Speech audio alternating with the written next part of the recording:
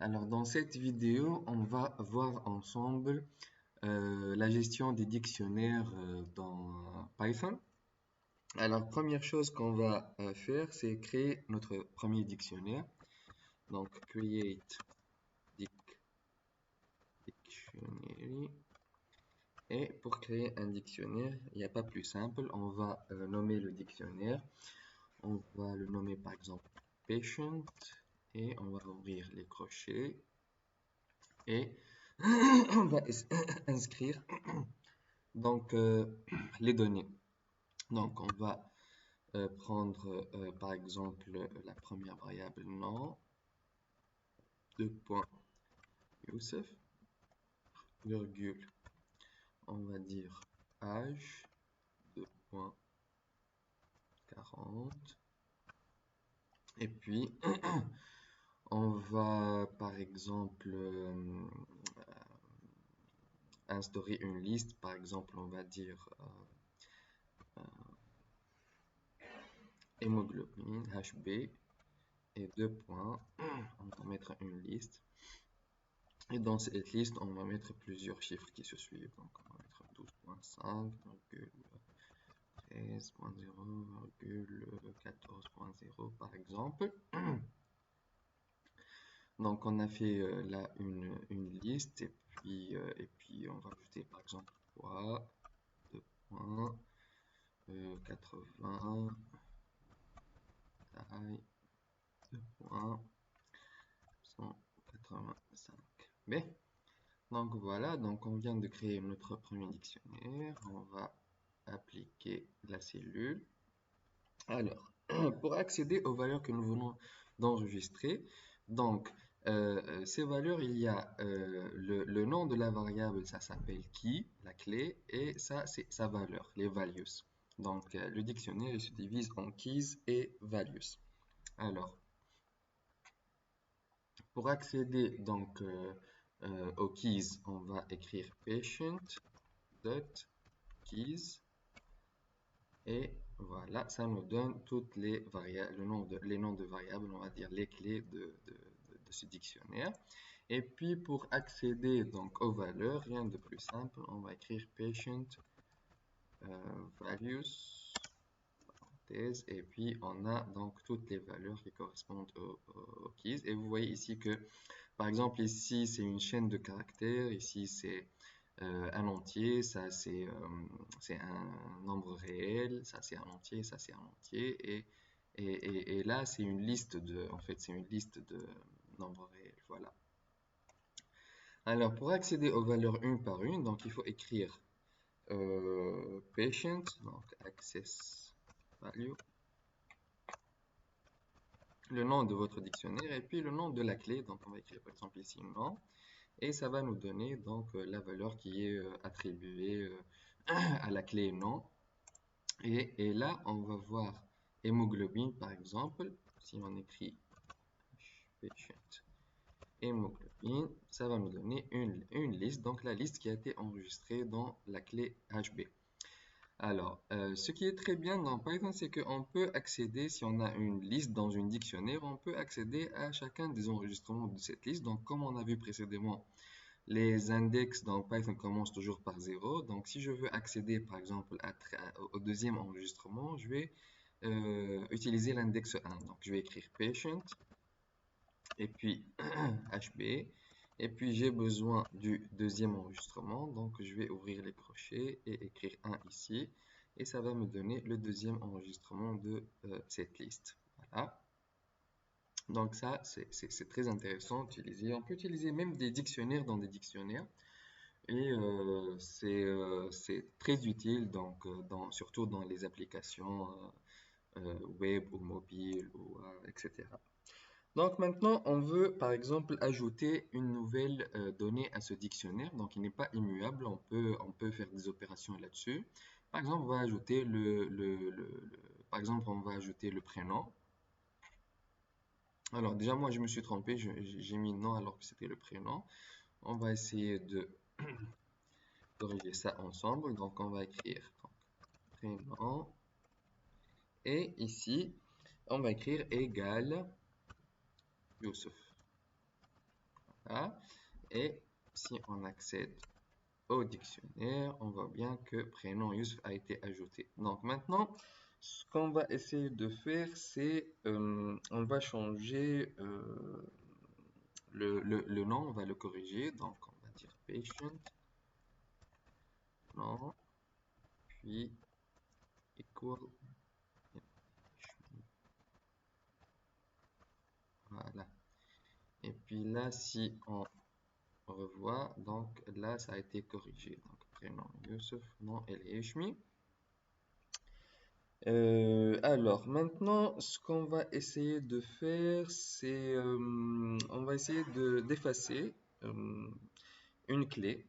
Et pour effacer une clé, donc on va utiliser la fonction del. Donc removing items. Alors, pour effacer, donc ce qu'on va faire, c'est del. Et puis on va écrire le nom du dictionnaire. Et puis, on va inscrire la clé de l'information qu'on veut effacer. Par exemple, je vais effacer nom. Ah. Et puis, patient. Et voilà, le nom, il a été effacé. Voilà. Alors, ce qu'on peut faire avec les dictionnaires, on peut faire des itérations, donc iterating keys and values, donc les deux. Alors, comment on va faire? Donc, si on écrit for, par exemple, key in patient et print, on va écrire key, deux points, et pardon, key. Voilà. Alors, ce que ça va faire, c'est que ça va nous faire des itérations sur les clés, donc âge, hémoglobine, poids, taille, prénom. Et si on veut, avec qui on veut accéder donc aux values, donc on va écrire values, deux points, et puis entre les crochets, on va écrire, qu'est-ce qu'on va écrire? On va écrire patient, ce qui est le nom du dictionnaire, et on va introduire key comme un argument, et on ferme les crochets, et là, voilà, donc les valeurs de chaque clé, des itérations sur les valeurs de chaque clé. Alors, bien sûr, il y a une autre méthode, un peu plus simple. Alors, on va dire key, virgule, value, in patient, et, pardon, là, on va écrire print, mais cette fois-ci, on va écrire directement ici value. Ok. Donc, ouais, il y a un petit souci. Alors, ouais. Bon, alors dans les dictionnaires, pour faire un unpacking, on va dire, on va dépackager donc le dictionnaire, il faut utiliser la fonction item et on ouvre les parenthèses. Donc normalement, là, ça devrait fonctionner. Voilà. Donc si on veut accéder aux values et keys dans un dictionnaire, il faut utiliser cette fonction items. Et ça permet d'avoir directement les values et les keys de manière séparée. Voilà. Alors maintenant, ce qu'on va essayer de faire ensemble, c'est de faire des opérations, par exemple, arithmétiques sur ce dictionnaire. Alors la première chose qui me vient à l'esprit, c'est par exemple essayer de calculer le body mass index de ce patient. Et pour ce faire, on va créer un autre dictionnaire et on va ouvrir les crochets, on va écrire la formule, donc ça va être x sur y sur 100 parce que ça doit être en mètres et là c'est en centimètres et au carré, donc voilà. Alors là, on a deux variables, donc il faut dire à Python c'est quoi ces variables, d'où est-ce qu'elles viennent. Donc for x, y, in. Et là, donc on n'a pas de liste ou de quelque chose qu'on va dépackager, donc on va la créer ensemble. Donc ça va être patient, et donc on a dit c'est poids sur taille au carré, donc on va écrire poids ici, et virgule taille, pardon, patient taille. Et voilà, donc là on a une liste, et on ferme les crochets, et là on a une petite erreur. Alors voilà, donc il faut deux crochets en fait. Là, parce que là il considère la liste comme étant un entier, donc normalement là ça devrait fonctionner. Et si on ouvre BMI, donc on va retrouver donc notre body mass index. Alors là voilà, c'est une opération arithmétique qu'on peut faire sur les dictionnaires. Alors on peut imaginer qu'il y a plusieurs patients, et là on va faire une itération sur les poids et les tailles. Mais on peut faire quelque chose d'encore plus simple. On peut mettre les poids et tailles sous forme de liste comme ici. Donc par exemple on va dire patient, et on va appeler la variable par exemple entrepôt, et equal, et on va inscrire le poids, ensuite la taille.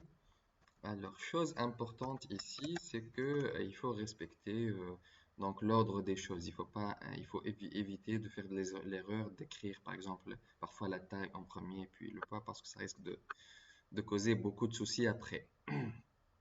Donc voilà, donc ça c'est pour simplifier.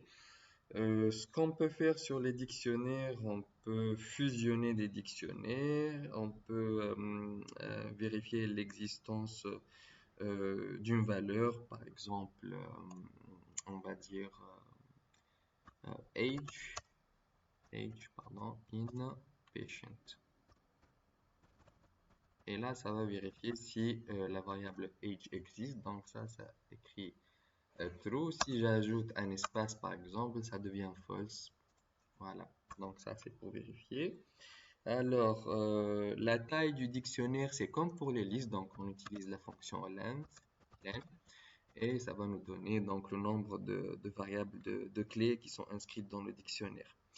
Donc voilà, ça c'est, disons, les principales fonctions qu'on peut appliquer à un dictionnaire. On a vu ensemble dans les cours comment on peut utiliser un dictionnaire pour faire des traductions, pour faire beaucoup d'opérations sur les chaînes de caractères, etc.